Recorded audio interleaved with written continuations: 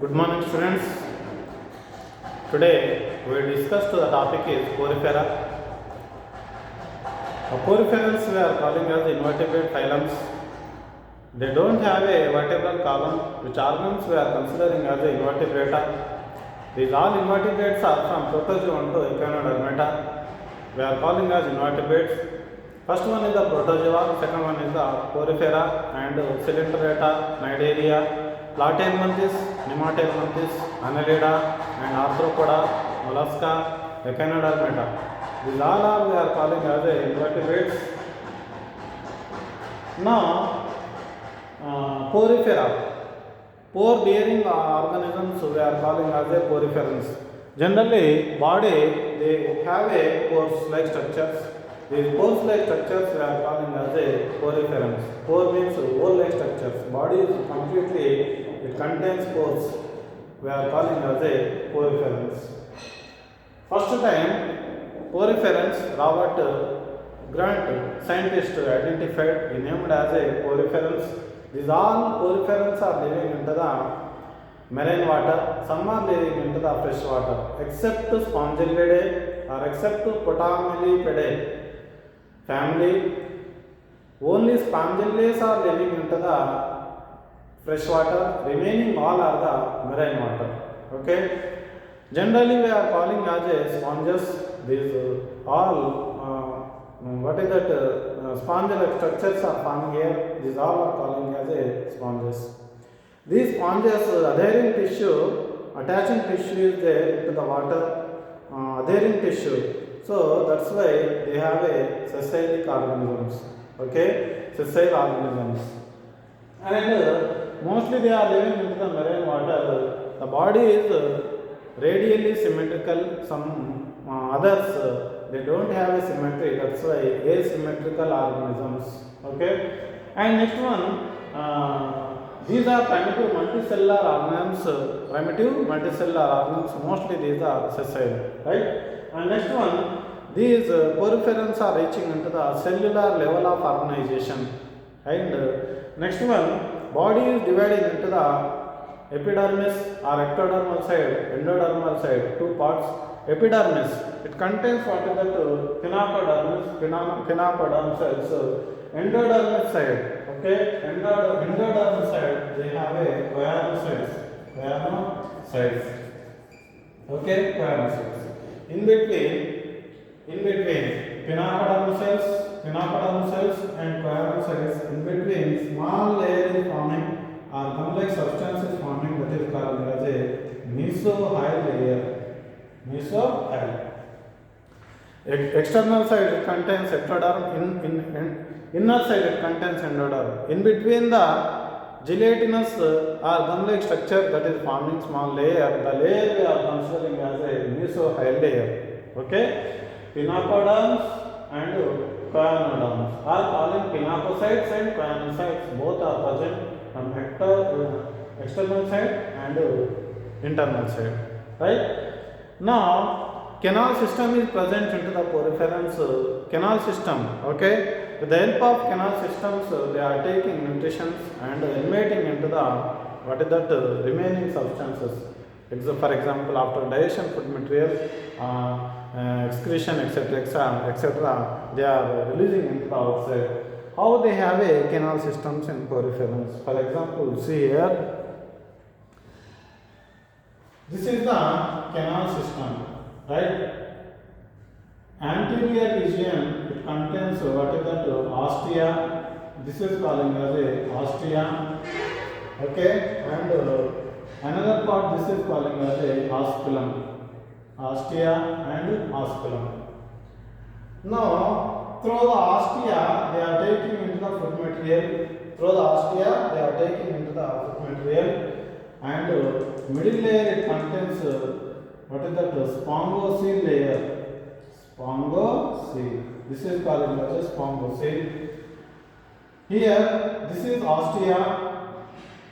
Now, it contains incurrent canals and spongocoel, and here it contains excurrent canals through the osculum.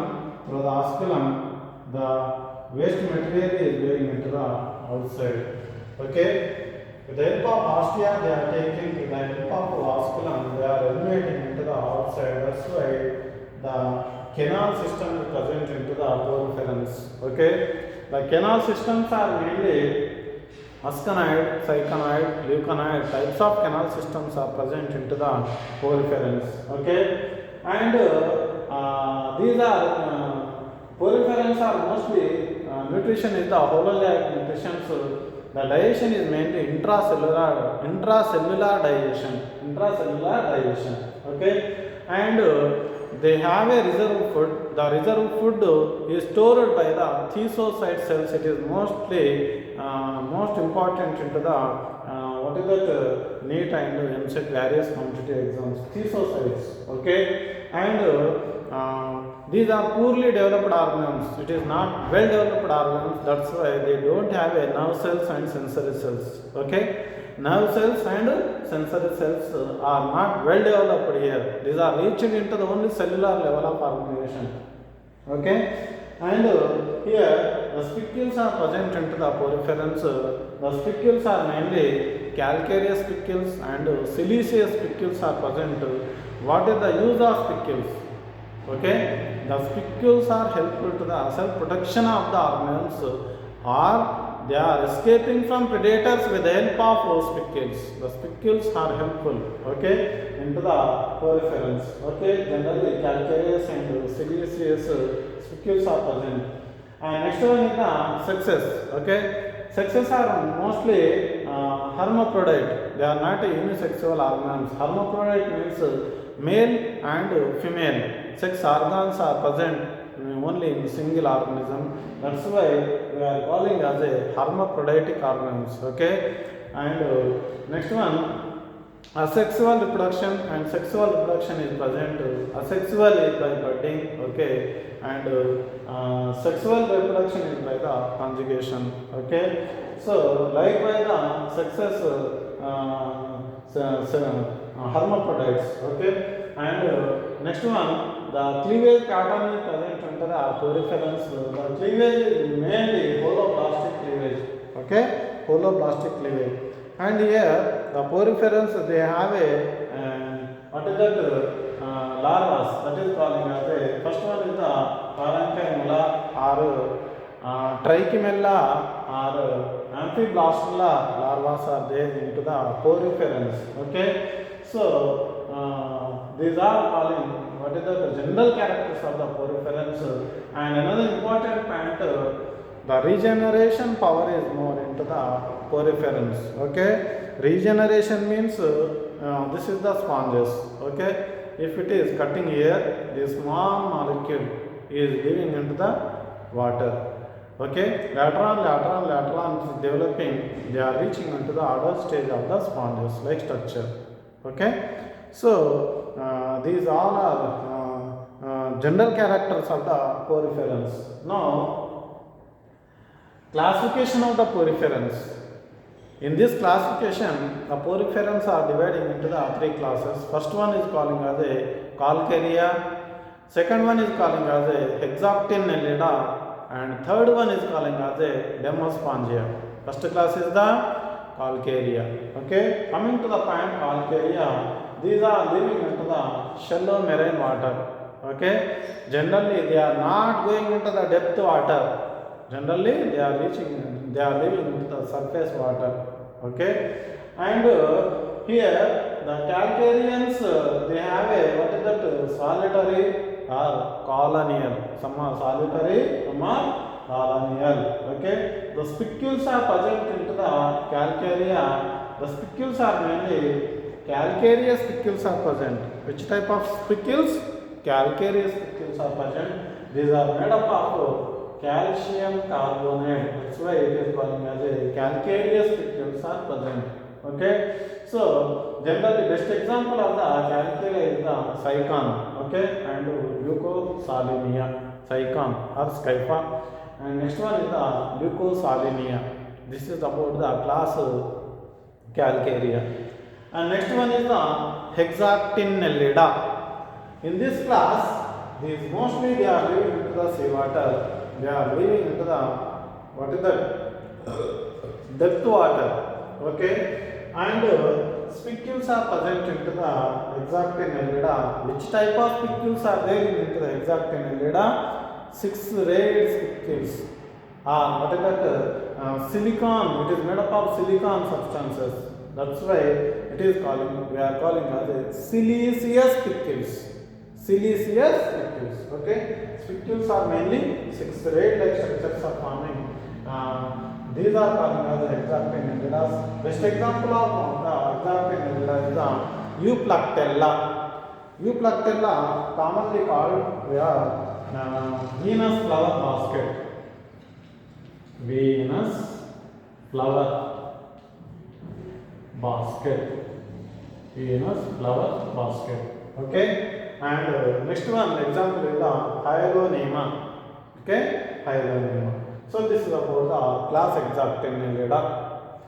Next one is the class is the Demospongia. Demospongia.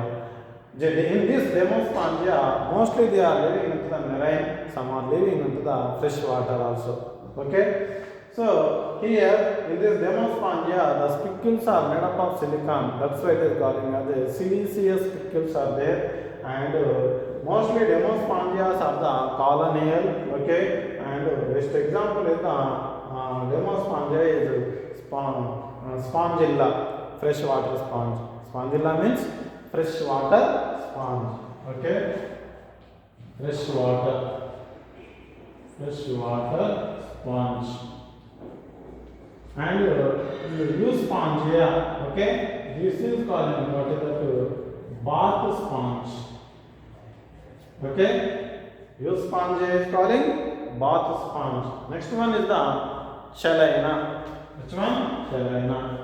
Chelina we are calling as a dead man's finger. Chelina we are calling what is that? Dead man's finger. Okay. So these mostly spongilla and Euspongia and Chelina. These are very important in NEET point of view and MSET point of view. Okay. So this is about the classification of the porifera, right? Today we discussed the topic is phylum porifera, right? Thank you for watching my video. Subscribe my zoology channel. I think it will be useful to you right now, intermediate students and degree students. Okay, thank you for watching. Thank you once again.